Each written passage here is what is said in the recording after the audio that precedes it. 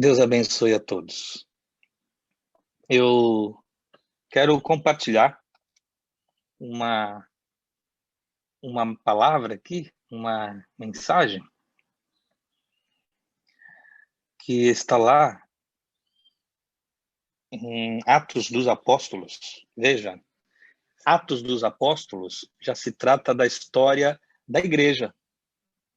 Jesus já tinha morrido e ressuscitado. E então Pedro subiu no caixote aqui, botou a voz para fora e pregou a plenos pulmões em Israel. E aquele dia, depois desta pregação, está escrito que se uniram a eles 3.000 pessoas.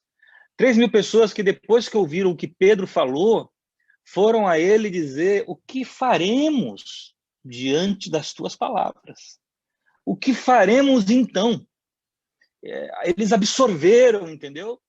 Eles não estavam distraídos, eles estavam perplexos que este homem, outrora iletrado, que nada sabia de coisa alguma, nem escrever, nem ler, que não teve formação teológica, que não teve formação acadêmica, que é um pescador, lhes disse as coisas que a eles disse. E ele disse: Pedro, ouçam estas palavras. Jesus de Nazaré foi aprovado por Deus diante de vocês por meio de milagres, de maravilhas, sinais que Deus fez por intermédio dele a vocês, como vocês mesmo sabem, vocês já sabem dele. Como essa geração aqui também já sabem dele, sabem tudo a respeito dele. Conhecem tudo que diz respeito a ele, desde seu nascimento, sua biografia toda, suas parábolas, seus milagres, suas andanças, tudo. Inventaram aparência física para ele. Vocês sabem, este homem lhes foi entregue para o propósito determinado. Mas vocês, o povo todo, vocês, com a ajuda de homens perversos, ele se refere agora às lideranças romanas que carimbaram a morte de Jesus, a condenação dele. Vocês, com a ajuda desse pessoal, vocês o mataram pregando-o na cruz. É muito interessante que ele se refere, vocês o mataram, a quem nunca teve opinião nenhuma a dar sobre a morte de Jesus. Ele diz, vocês o mataram falando ao povo. E não necessariamente aqueles que ali estavam eram aqueles que tinham dito crucifica-o. Mas ele diz que à medida que estes o mataram, todos o mataram, a humanidade o matou. É o que Pedro está dizendo. A humanidade o matou. Verso 24 agora, que é o que eu quero chegar, mas Deus, eu acho tão lindo esse verso, me acompanha há muitos anos. Mas Deus, então olha só, o estado era de morte, mas Deus, a morte tinha feito ali a sua estadia. Ela, quando chega, ela domina, ela é senhora. Tais quais hoje, que são tempos de morte, a gente sente impotência. Mas Deus, está escrito. Eles mataram aquele a quem Deus enviou. Mas Deus, você entendeu? Deus trabalhou. Deus veio, Deus se mexeu. E o que aconteceu? Mas Deus o ressuscitou dos mortos. Deus o levantou da morte. Deus o ergueu da sepultura. Deus o trouxe de volta à vida. Essa é o que significa a palavra ressuscitar. Deus o ressuscitou dos mortos. Como ele fez isso? Eu gosto da tradução mais antiga, da Almeida, que é a que eu pedi que o Caio colocasse, que diz: Deus o ressuscitou dos mortos, soltas as ânsias da morte. Isso me dá uma sensação tão completa do significado de como a morte prende, de como a morte amarra, de como a morte se esmiúe no nosso corpo como uma meleca e não solta, de como a morte insatisfeita vai nos tragando. É isso que ela faz. De como ela, tendo ânsias, significa que a morte tem a agonia de nos manter paralisados dentro dela. A ideia da morte é de nos perpetuar nela, de nos manter eternamente deitados sobre ela, enquanto ela mesma se debruça sobre nós. A ideia da morte é esta, de prender, de atar, de algemar, de calar, e é o que ela faz. De reter, de sugar, de puxar. Muitos de nós, quando sonham com arquétipos referentes à morte, sonham exatamente com isso, que estão sendo puxados, que estão sendo tragados, que estão caindo. É um nada eterno.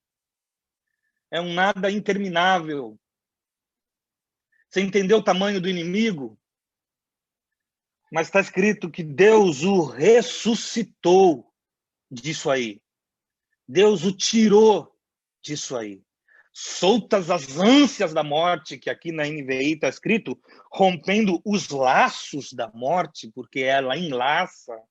Então é rompendo. Jesus ressuscita e Jesus ressuscita com violência. Jesus ressuscita porque ninguém ressuscita da morte pedindo a ela passagem. Jesus ressuscita, mas não ressuscita pedindo que educadamente ela dê licença. Não, Jesus ressuscita como quem estoura os seus grilhões. É um ato cinematográfico por dentro. Nenhum de nós assiste. Essa luz que ilumina, esse flash poderoso, só acontece no interior do sepulcro. Nós não vemos. Tal qual as nossas ressurreições vão acontecendo no interior de nossos túmulos e ninguém que está ali fora vê. Mas ali nós vamos vencendo a morte, porque ele a venceu. O poder que emana de dentro do corpo dele, sozinho, sem que ninguém o toque, sem que ninguém abra aquele túmulo, este poder foi o mesmo poder que rompeu os laços do Império Romano, os selos e a pedra de dentro para fora. Ninguém ressuscitou Jesus. Homem algum ressuscitou Jesus. Profeta algum ressuscitou Jesus, ainda que tenham havido profetas que tenham ressuscitado pessoas. Elias o fez, mas Elias não ressuscitou Jesus. Deus o ressuscitou dos mortos, soltas as agonias da morte. E o que eu acho mais lindo, e com isso eu vou concluindo, quero que você fique com esse versículo cravado na sua cabeça. Agora que você sabe que foi ato violento, porque a morte quer segurar, e que segurar até o Senhor. O corpo que vestiu Deus está morto. O corpo que vestiu o Espírito está morto. Mas ele ressuscita, porque está escrito na continuação que era impossível que a morte o detivesse. Era impossível que ela o retesse.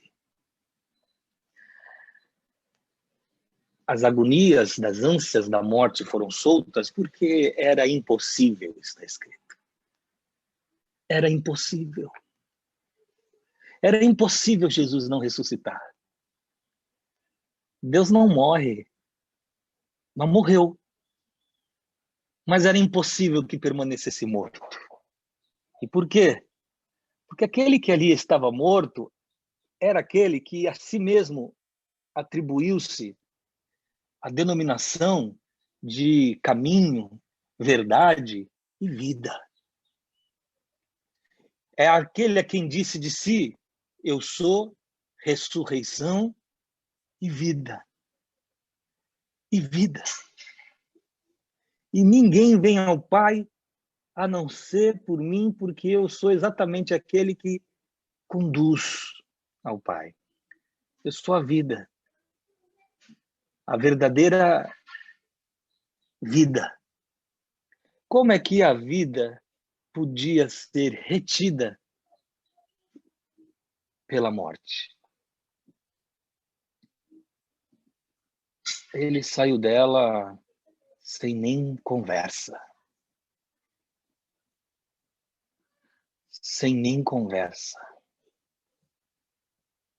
Esse é aquele a quem você dedica a sua fé. É o único que ressuscitou. Dentre todos esses que as pessoas colocam ao lado dele. Não, ele está sobre todos. Todos são seus filhos. Mas era impossível que ela o detivesse. Nesse dia de Páscoa, essa Páscoa enfiada em tempos de morte, no tempo de morte que, além das mortes que são mortes por todas as doenças, aí temos esta agora, a pandemia. Quero te falar acerca disso. A ressurreição no meio da pandemia. 500 pessoas morreram no estado de São Paulo esse período agora, esperando um leito de UTI. Agora são números que vão se tornando cada vez mais dantescos. A morte está dentro das UTIs, porque são poucos os que de lá saem recuperados. Os epidemiologistas supõem 100 mil mortes somente no mês que está começando. São tempos de Páscoa e tempos de morte. E nada melhor do que tempos de morte para você viver a fé da Páscoa. Viva exatamente sob a fé da Páscoa. Jesus é o primeiro a ressuscitar. Ele é a primícia dos que dormem. Ele puxa a fila. E nós vamos atrás dele. A morte não tem poder de nos matar. A morte não mata mais. A morte não mata mais a mim. A morte não mata mais você. A morte não mata. A morte é porta dimensional para aquilo que ele preparou para todos aqueles que o temem e que nem olhos viram ainda, nem ouvidos ouviram, nem jamais penetrou no coração humano, mas está preparada. Na casa de meu Pai há muitas moradas. Muitas, infinitas moradas. Se assim não fora, eu vou teria dito.